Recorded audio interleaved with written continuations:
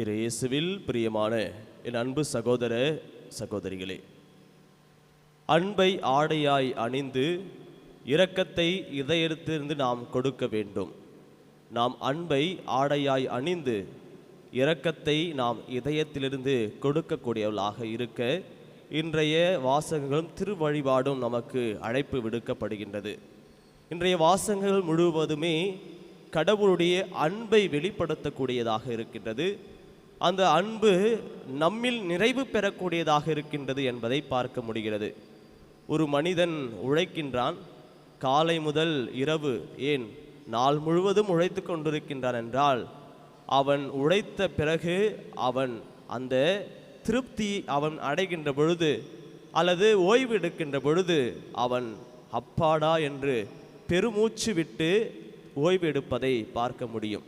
ஏனென்றால் அந்த உழைப்பினுடைய நிறைவு அவனுக்கு கிடைத்து விட்டதே என்ற ஒரு மகிழ்ச்சி அவனில் இருக்கும். அதே போல்தான் கடவுளுடைய திருவுளத்தை இந்த மண்ணுலகில் நிறைவேற்ற வேண்டும் என்ற ஒரு உச்சம் இயேசுவிடம் இருந்தது. அந்த உச்சம் என்பது உச்சக்கட்டமான அன்பு. அந்த அன்பு என்பது பகைவரையும் அன்பு செய்ய வேண்டும் என்பதுதான் இயேசுவுடைய தாரகை மந்திரமாக இருந்தது. பகைவரையும் அன்பு செய்வது என்பது சாத்தியமாக இருக்கின்றது. எப்படி அன்பு செய்வது? அவன் என்னை அடித்தாள் என்றால் நான் மீண்டும் அடிப்பேன். அவன் என்னை புரணி பேசினான் என்றால் நானும் அவனை புரணி பேசுவேன். அவன் என்னை எதிர்த்தான் என்றால் நானும் அவனை எதிர்ப்பேன். இப்படிப்பட்ட பழித்திருக்கும் உலகில் நாம் வாழ்ந்து கொண்டிருக்கின்றோம் என்றால் இயேசுவும் இந்த உலகில் தான் வாழ்ந்தார்.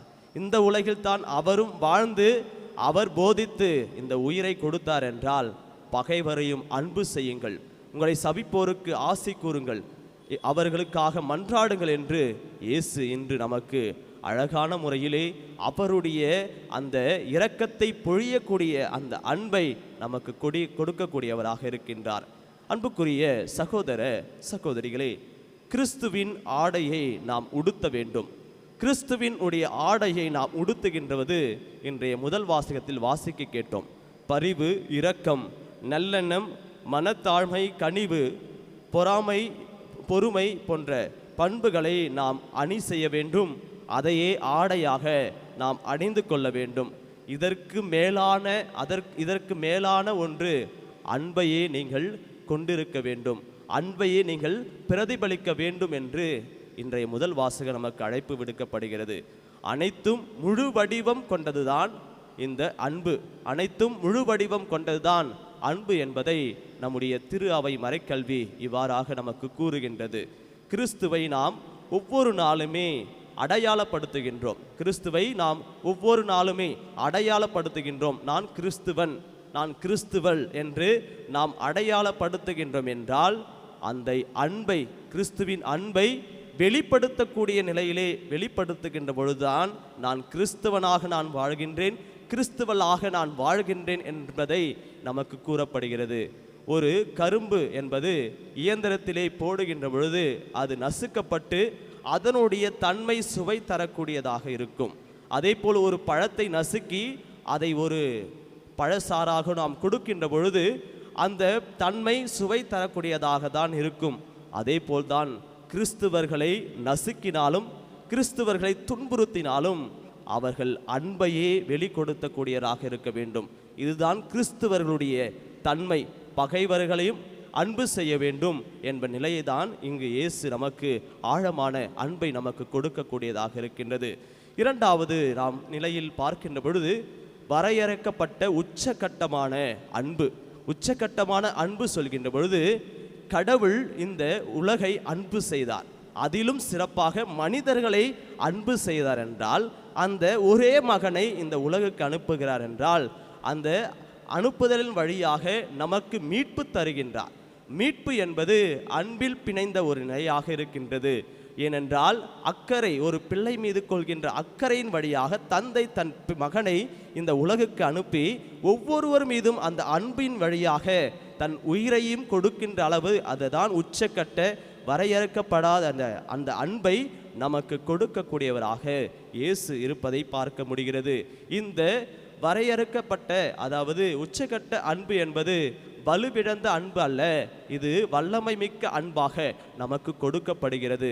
இயேசு அந்த சிலுவையிலே தொங்கிக் கொண்டிருக்கின்ற பொழுது கூட தன்னுடைய கடவுளிடம், தந்தையிடம் வேண்டுகின்றார், தந்தையே, இவர்கள் செய்வது என்னவென்று தெரியவில்லை, இவர்களை மன்னியும் என்று அந்த மன்னிப்பையே அவர்களுக்கு கொடுக்கின்றார்.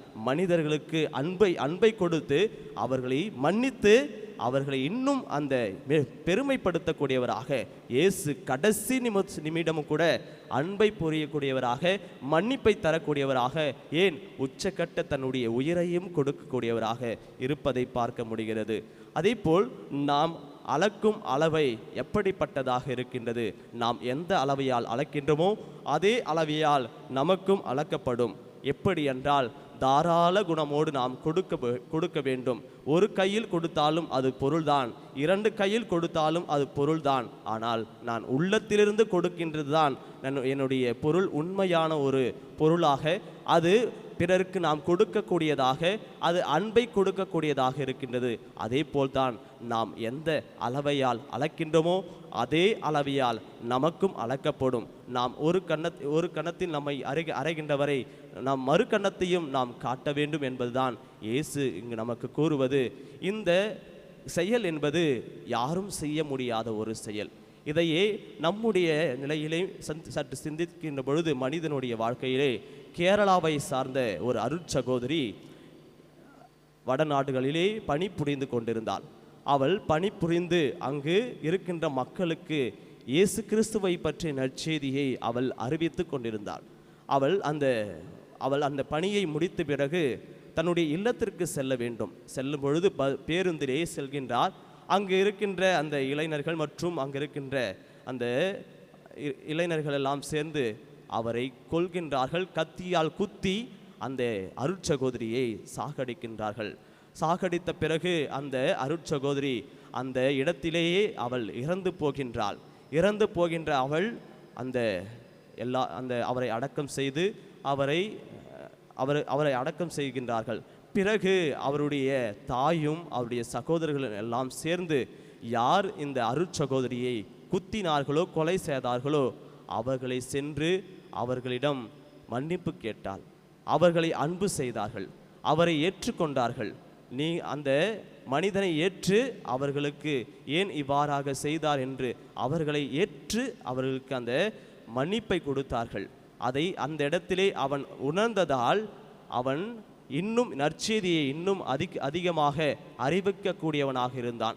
நான் இந்த செயலை நான் செய்துவிட்டேனே என்ற அவனுள் அந்த குற்ற உணர்ச்சி அவனை இன்னும் அதிகமாக நன்மை செய்ய வைத்தது.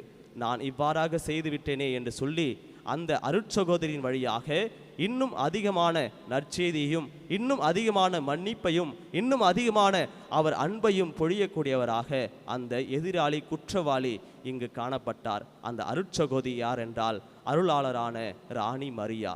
அவருடைய வாழ்வும் இங்கு நமக்கு ஒரு பிரதிபலிப்பாக நமக்கு கொடுக்கப்பட்டிருக்கிறது என்றால், நாமும் ஒவ்வொருவரையும் அன்பு செய்ய வேண்டும், ஒவ்வொருவரையும் மன்னிக்க வேண்டும், மனிதனை போற்ற வேண்டும். நாமும் ஆடையாக எப்படி அன்பை அணிகின்றோமோ அப்பொழுது இரக்கமிருந்த இறைவனுடைய இதயத்திலிருந்து அந்த அன்பு நமக்கு பொழியக்கூடியதாக இருக்கும் என்பதை உணர்ந்து தெய்வீக திருப்பலியிலே பக்தியோடு மன்றாடுவோம். நல்லாய இயேசு என்றென்றும் வாழ்த்த பெறுவாராக. ஆமேன்.